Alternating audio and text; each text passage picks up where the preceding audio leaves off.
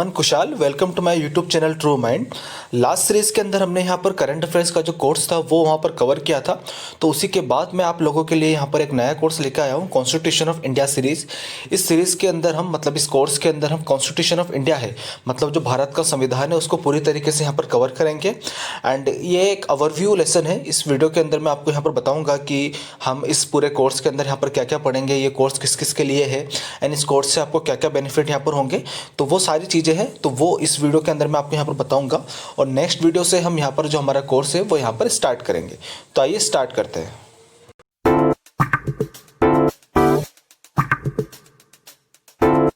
जैसा कि आप इमेजेस के अंदर देख सकते हैं, हमारा भारत का संविधान यहाँ पर आपके लिए अवेलेबल है। एंड इसके अलावा ये कुछ मोमेंट्स हैं जब हमारा देश का जो संविधान है वो वहाँ पर साइन किया गया था। तो 200 सालों की दास्ता के बाद जब हमारा देश यहाँ पर आज़ाद हुआ था 15 अगस्त 1947 को, तो उसी के साथ साथ हमें यह भी अधिकार मिला था कि हम हमारे देश का जो संविधान है वो वहाँ पर चुन सकते हैं। तो हमारे देश के संविधान निर्माताओं ने ब्रिटिशर्स के द्वारा जो भी एक्ट अब तक निकाले गए थे, इसके अलावा गवर्नमेंट ऑफ इंडिया एक्ट है एंड इसके अलावा लगभग 60 से ज़्यादा देशों का जो संविधान था उसको स्टडी करके हमारा जो संविधान वो वहाँ पर रेडी किया गया था। एंड हमारे संविधान को सबसे लंबा लिखित संविधान भी यहाँ पर बोला जाता है एंड बहुत ज़्यादा इसको लेंथी यहाँ पर बोला जाता है। एंड हमारे संविधान को टोटल बनने में यहाँ पर टाइम लगा था 2 साल 11 महीने 18 दिन। तो इतने मेहनत मशक्क़त के बाद हमारा जो संविधान है वो फाइनली यहाँ पर फोर्स के अंदर आया था 26 जनवरी 1950 को, जिस दिन को हम यहाँ पर हमारा जो गणतंत्र दिवस है उसके रूप में भी यहाँ पर सेलिब्रेट करते हैं, मतलब रिपब्लिक डे के रूप में यहाँ पर सेलिब्रेट करते हैं। तो सबसे पहले क्वेश्चन आता है कि भाई कॉन्स्टिट्यूशन होता क्या है, कि भाई इतना टाइम हमें जो लगा है कि 3 साल लगभग हमें लग चुके हैं एंड इतनी जो हमने माथाफोड़ी की थी उस टाइम पे, इतनी जो स्ट्रगल की थी, इतने सारे लोग मर रहे थे कि हमें हमारे देश को ही राज करना है, इंडिया के लोगों के द्वारा ही इंडिया के लिए पॉलिसीज यहाँ पर बनाई जाएंगी। तो बेसिकली कॉन्स्टिट्यूशन होता क्या है? कॉन्स्टिट्यूशन एक प्राइमरीली सेट होता है रूल्स का कि एक कंट्री को कैसे यहाँ पर चलाना चाहिए। So a constitution is primarily a set of rules and principles specifying how a country should be govern. मतलब कंट्री को चलाने के लिए जो भी रूल्स एंड रेगुलेशन आपको बनाने हैं तो वो एक कॉन्स्टिट्यूशन यहाँ पर मेंशन करता है। एंड इसके अलावा जो प्रिंसिपल्स होते हैं, मतलब कुछ सिद्धांत के ऊपर आपका जो देश है वो यहाँ पर काम करना चाहिए, तो वो सारी चीज़ें कॉन्स्टिट्यूशन के अंदर यहाँ पर मेंशन रहती है। एंड इसके अलावा हाउ पावर इज डिस्ट्रीब्यूटेड, मतलब इंडिया के अंदर जितनी भी बॉडीज़ है, चाहे वो इलेक्शन कमीशन ऑफ इंडिया हो, चाहे वो सीबीआई हो, या फिर इसके अलावा जितनी भी नेशनल या इंटरनेशनल बॉडीज इंडिया के अंदर यहाँ पर काम कर रही हैं, तो वो कैसे कैसे यहाँ पर काम करेंगी। इसके अलावा जो हमारे इंस्टीट्यूशन है, चाहे फिर वो प्रेसिडेंट हो, चाहे हमारे काउंसिल ऑफ मिनिस्टर हो, प्राइम मिनिस्टर हो, इसके अलावा एमपी एमएलए, जो सबकी जो पावर है, मतलब उनको जो पावर का, उनको जो अथॉरिटी का जो सोर्स है वो कौन है, वो कॉन्स्टिट्यूशन है। मतलब कॉन्स्टिट्यूशन के अंदर ही ये बताया गया है कि किसके पास, कौन सी पोस्ट के पास कैसे कैसे यहाँ पर पावर होंगी, उनको कैसे कैसे यहाँ पर इलेक्ट किया जाएगा, कैसे उनको हटाया जाएगा। तो वो जो सारी चीज़ें हैं वो कहाँ से निकल के आती हैं, तो कॉन्स्टिट्यूशन ऑफ इंडिया से यहाँ पर निकल के आती है। एंड इसके अलावा जो वन ऑफ द इंपॉर्टेंट चीज़ जो यहाँ से निकल के आती है, वोट राइट सिटीजन पजेस, मतलब जो सिटीजन है, मतलब हमारे देश के जो नागरिक हैं, आप है, मैं हूं या कोई और भी है, तो उनको कौन कौन से अधिकार यहाँ पर मिले हुए हैं, तो वो सारी चीज़ें भी कहाँ से मिलती है, कॉन्स्टिट्यूशन से। जैसे कि राइट टू इक्वलिटी हो गया, राइट टू अपॉर्चुनिटी हो गया, right to freedom and religion हो गया, राइट अगेंस्ट एक्सप्लॉयटेशन हो गया। तो ये जो सारे राइट्स है, हमारे जो सारे अधिकार है, वो हमें यहाँ पर कौन देता है, हमारा जो संविधान है वो हमें देता है। तो ऐसे जागरूक सिटीजन भी आपको हमारे जो संविधान है उसके बारे में यहाँ पर पता होना चाहिए, अपने राइट्स के बारे में पता होना चाहिए। एंड ये यूजुअली होता कैसा है, it is usually written down in a single document, मतलब एक सिंगल डॉक्यूमेंट के अंदर यहाँ पर ये लिखा होता है। एंड नॉर्मली हम पढ़ते हैं तो एक ऊपर लेवल से हमें समझ में आता है कि एक सेट ऑफ रूल्स है, मतलब कि देश को कैसे कैसे यहाँ पर चलाना चाहिए। लेकिन जब हम इसके डीप में उतरते हैं, हम इसको डिटेल स्टडी करते हैं, तो हमें पता लगता है कि हमारे आसपास जो भी चीज़ें हो रही हैं वो सब संविधान के बेसिस पे ही यहाँ पर हो रही हैं।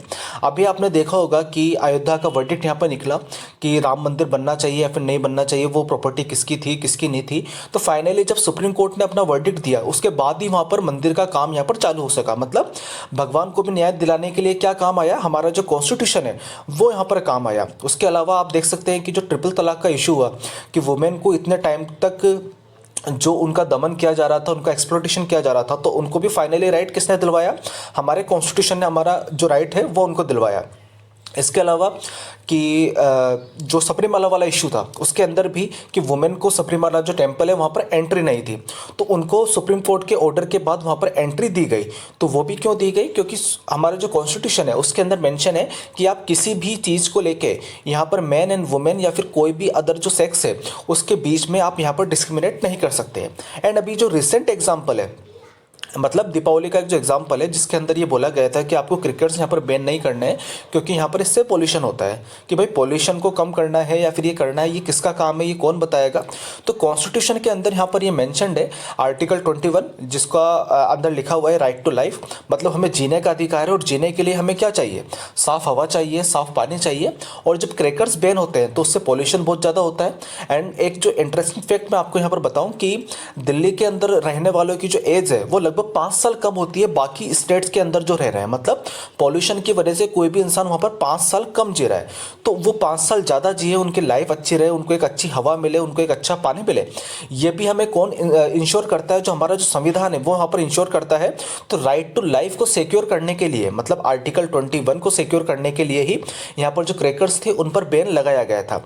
एंड इसके अलावा जब जो फटाके बेचने वाले थे जिन्होंने यहाँ पर लाइसेंस लिया हुआ है वो वहाँ पर सुप्रीम कोर्ट के अंदर गए कि भाई हमारा भी तो अधिकार है, राइट टू एम्प्लॉयमेंट तो हमें भी है कि हम यहाँ पर कोई भी जो प्रोफेशन है उसको वहाँ पर ऑप्ट कर सकते हैं। लेकिन मेन बात आती है कि राइट टू एम्प्लॉयमेंट और राइट टू लाइफ के अंदर बड़ा कौन सा है, तो राइट टू लाइफ यहाँ पर बड़ा है कि मतलब चाहे किसी का काम धंधा चल जाए लेकिन किसी की ज़िंदगी नहीं जानी चाहिए। ज़िंदगी जब स्टेट मतलब जो राज्य है वो अगर किसी को ज़िंदगी नहीं दे सकता तो स्टेट को कोई अधिकार भी नहीं है कि वो किसी की यहाँ पर ज़िंदगी ले। तो ये जो सब सारी चीज़ें होती हैं वो सब किसके बेसिस पे होती हैं, यहाँ पर कॉन्स्टिट्यूशन के बेसिस पे होती हैं। एंड आपने स्कूल के अंदर यहाँ पर सुना होगा कि मिड डे मील यहाँ पर चलता है। एंड इसके अलावा वुमेन को यहाँ पर क्रेच की फैसिलिटी अभी यहाँ पर अवेलेबल की गई है।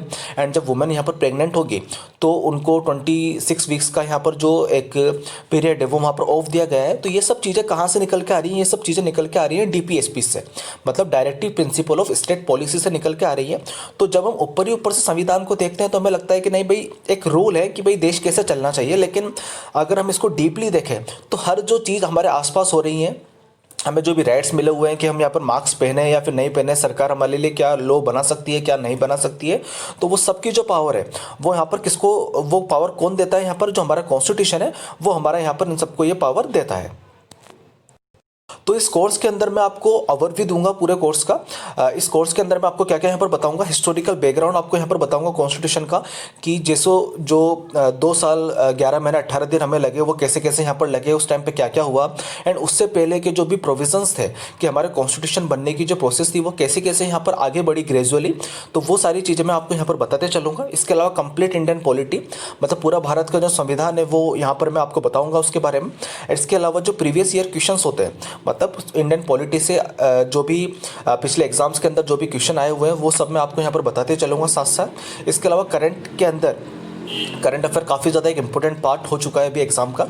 तो करंट के अंदर पॉलिटी से रिलेटेड कोई भी इशू जो यहाँ पर आ रहे हैं, चाहे फिर वो एंटी डिफेक्शन लॉ हो, चाहे फिर वो ऑफिस ऑफ प्रॉफिट हो, चाहे फिर वो गवर्नर का रोल हो, चाहे फिर वो प्रेसिडेंट की यहाँ पर पावर हो, चाहे फिर वो ऑर्डिनेंस से रिलेटेड पावर हो, तो वो सारी चीज़ें मैं यहाँ पर आपको बताते हुए चलूँगा। एंड मेंस जीएस के अंदर जो कि पॉलिटिकल का यहाँ पर पेपर होता है तो उसके अंदर भी आंसर राइटिंग के अंदर आपको क्या क्या कंटेंट यहाँ पर चाहिएगा, तो वो भी सारी चीज़ें मैं यहाँ पर आपको बताते हुए चलूँगा। नेक्स्ट भाई कि इस कोर्स के लिए टारगेटेड ऑडियंस कौन कौन से रहेंगे, मतलब इस कोर्स को कौन कौन से लोग यहाँ पर फॉलो कर सकते हैं। तो जैसा कि मैंने आपको बताया था कि कॉन्स्टिट्यूशन के बारे में आप सबको यहाँ पर पता होना चाहिए, आपके राइट्स के बारे में आपको पता होना चाहिए, आपको एक अवेयर होना चाहिए कि कोई भी चीज़ जो हमारे आसपास घटित हो रही है वो सब चीज़ किस वजह से हो रही है। तो इस कोर्स को कोई भी सिटीजन ऑफ इंडिया यहाँ पर फॉलो कर सकता है। लेकिन अगर आपको एग्जामिनेशन परस्पेक्टिव से यहाँ पर आपको पढ़ना है तो यूपीएससी, सीएससी, सीडीएस, कोई भी स्टेट लेवल का, नेशनल लेवल का कोई भी एग्जाम हो, चाहे फिर वो बैंकिंग हो, आरआरबी हो, एनटीपीसी हो, हर एग्जाम के अंदर आजकल पॉलिटी से रिलेटेड क्वेश्चन यहाँ पर पूछे जा रहे हैं, चाहे फिर वो छोटा क्वेश्चन हो 1 लाइन के अंदर, चाहे फिर वो बड़े क्वेश्चन हो। तो कोई भी जो ऑडियंस है, कोई भी जो किसी भी एग्जाम का जो एक्सपायरेंट है वो यहाँ पर इसको यहाँ पर फॉलो कर सकता है। एंड वीडियो एंड करने से पहले मैं यहाँ पर आपको एक कोट बताना चाहूँगा। हमारे कॉन्स्टिट्यूशन के पितामह, या जिनको हम हमारे जो ड्राफ्टिंग कमेटी थी कॉन्स्टिट्यूशन की उसका चेयरमैन यहाँ पर जो थे डॉक्टर भीमराव अंबेडकर, उन्होंने यहाँ पर कहा था, if I found the constitution being misuse I shall be the first to burn it.